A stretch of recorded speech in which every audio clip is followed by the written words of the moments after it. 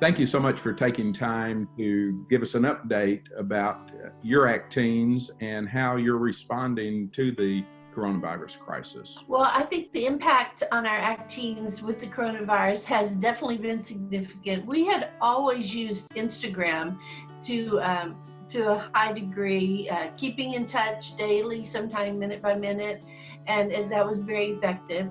Then after our Sunday school class started the Zoom meeting, we decided that that would be a really good way for us to have our meetings. I think there's been a lot of growth spiritually.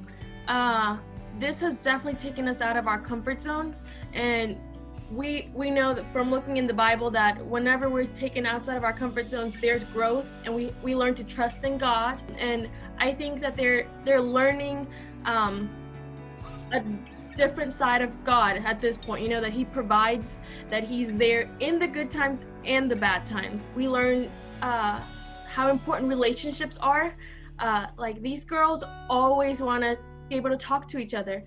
Hey guys, welcome to our Acteens meeting for this week. I'm just glad everyone was able to make it. So we're going to start with our opening prayer.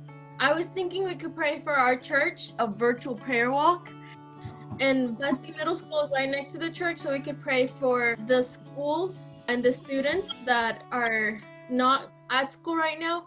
And I was thinking we could also pray for The Rock. The Rock started out as a health and wellness club, and a church called Freeman Heights purchased it in the early 90s and really transformed it into an outreach center that has over time evolved into a hub of neighborhood ministry in which many churches in Garland can have a kingdom presence in our neighborhood to share the good news of Jesus, to embody the good news of Jesus for some of the most vulnerable and economically disadvantaged people in our part of the city. I think it's so great for them to see firsthand, because they come from those apartments and their friends are in those apartments, and they can actually turn around and help.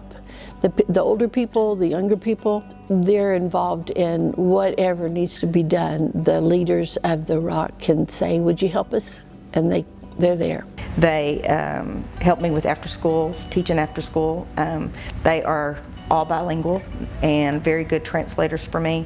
They help with the younger kids and anywhere we go. If we go on any kind of mission, sometimes we volunteer a lot, and they go with me.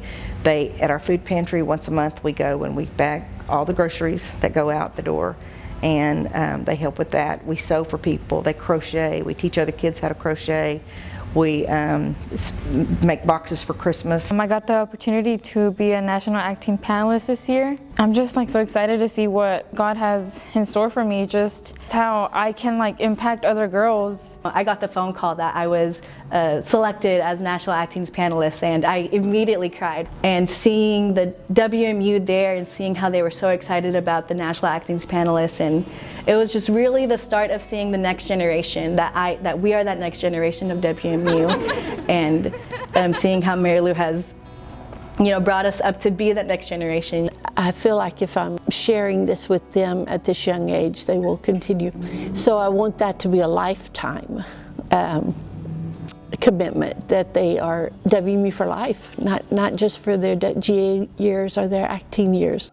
It is kind of hard for our girls because a lot of their parents are considered essential. It is a stressful time because of school, but also because they're having to step up and be grown-ups in the house. And it's hard because we can't really go and hug them because we're not there. So as leaders, I think that's one of the hardest things that for this social distancing, because you just want to hug them and just comfort them, and you have to trust God that He's there, to comfort them and love on them. We talked about being the hands of God and being able to use the tools that we have in our hands to do ministry.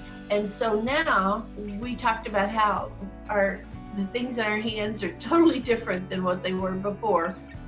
But God finds a way, and we just have to be looking for how He can use us to do His ministry. And when we pray, I always say that we pray that the people around us will know we're Christians by the way we act.